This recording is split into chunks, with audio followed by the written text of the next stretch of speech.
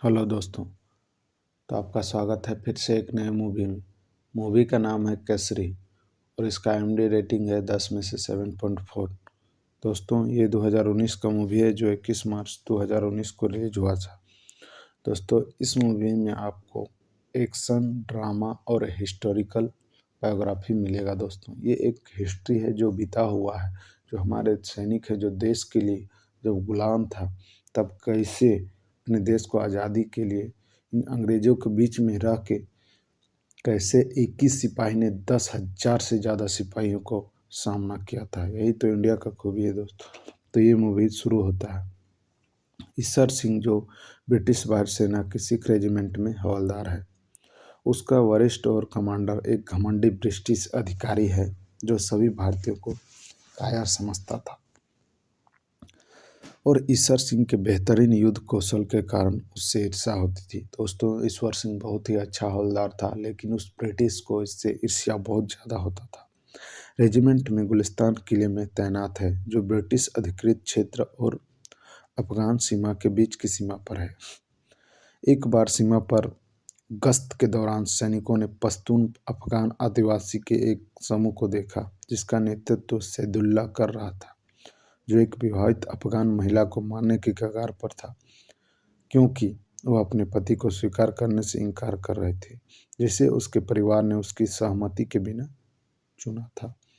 British अधिकारी ने हस्तक्षेप करने और महिला को बचाने से इनकार कर दिया और यह कहता हुआ कि एक अफगान नागरिक है और ब्रिटिश क्षेत्र में नहीं रहती है, और चूंकि यह आदिवासी रीति रिवाज से संबंधित और पारिवारिक मामला है और ब्रिटिश राज की नीति ऐसे मामलों में हस्तक्षेप नहीं करती थी। लेकिन ईश्वर सिंह को बहुत गुस्सा आता है दोस्तों। उस कमांडिंग ऑफिसर जो कि लॉकहार्ट किले में बैठा है ईश्वर सिंह को अवज्ञा और अवज्ञा के बारे में सूचित करता है और वह सख्त रिपोर्ट जल्द करता है और ईश्वर सिंह उन्हें रोक लिया और कई अफगानों को मार डाला। फिर ईश्वर सिंह को उसके वरिष्ठ द्वारा उसके कार्यों के लिए दोषी ठहराया जाता है, जिसके कारण अफगानों के साथ जो ब्रिटिश लोग था उन लोग का शांति भंग हो जाता है और उसका सामना शुरू कर देता है। और इसी बीच सैदुल्ला अफगान जनजातियों के बीच एक गठबंधन बनाता है और उन्हें एक एकीकृत बल के रूप में ब्रिटिश क्षेत्रों पर हमला करने के लिए प्रेरित करता है।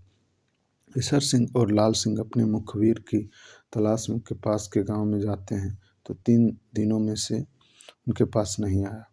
लॉकहार्ट किले से British commanding officer colonel John Haughton ने अफगान सेना को सरगढ़ी की ओर बढ़ते देखा और ईसर को सचेत किया। ईसर उसकी बटालियन ने 10,000 कवालियों किले की ओर आते हुए उसे घेरते हुए देखा। सैदुल्ला पूरी अफगान सेना के साथ सरगढ़ी किले के सामने उस महिला का सिर काट देता है जिसे ईसर सिंह ने पहले बचाया था। कमांडिंग ऑफिसर्स के लड़ने के आदेश के बावजूद ईसर उनसे झूठ बोलता है और कहता है कि कमांडिंग ऑफिसर ने उसे किला छोड़कर भागने के लिए कहा है।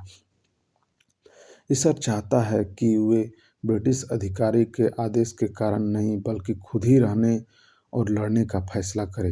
ईसर इसलिए ऐसा करना चाहता था क्योंकि उन लोगों को मारते दम तक भी कभी ऐसा ना लगे कि हम लोग इस अंग्रेज़ों के लिए लड़ के मरे हैं। और अफगान लड़ाई शुरू करते हैं और भगवान सिंह सबसे पहले मारे जाते हैं। गुरमुख सिंह एक अनुभवी सैनिक और बहुत युवा होने के कारण लड़ने में असमर्थ है, जिसके कारण ईशर सिंह उसे युद्ध के बारे में सीईओ को अपडेट रखने के लिए कहता है और अफगानों को गुलिस्तान और लॉकहार्ट किलों की ओर बढ़ने रोकने के लिए लड़ाई को लंबा करने का फैसला करता है।